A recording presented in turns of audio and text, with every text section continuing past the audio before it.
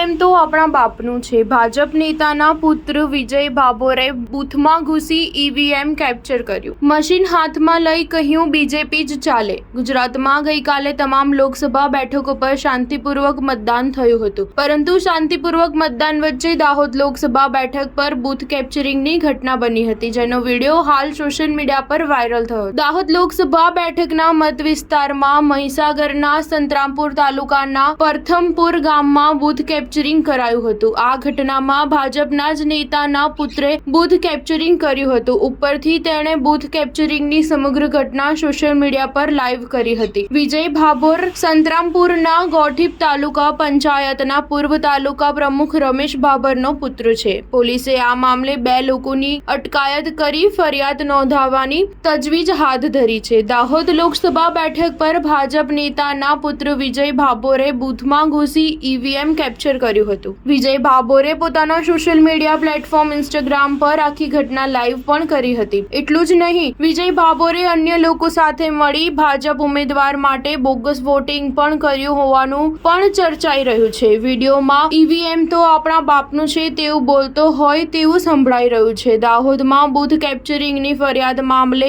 ચૂંટણી પંચે રિપોર્ટ મંગાવ્યો છે। ચૂંટણી પંચે જિલ્લા કલેક્ટર પાસેથી રિપોર્ટ મંગાવ્યો હતો। રિપોર્ટના આધારે ચૂંટણી પંચ હવે નિર્ણય લેશે। આ બાબતે મહીસાગર જિલ્લા કલેક્ટરે ટેલિફોનિક વાતચીતમાં જણાવ્યું હતું। આ વિડીયોમાં બોગસ વોટિંગ થયું હોવાનું ધ્યાનમાં આવી રહ્યું છે। વિડીયોમાં જે 2 લોકો દેખાઈ રહ્યા છે તેમને પોલીસે પકડી લીધા છે અને ફરિયાદ નોંધવાની કાર્યવાહી હાથ ધરી છે। સ્ટાર ન્યૂઝ 7 હંમેશા સચ્ચાઈની સાથે।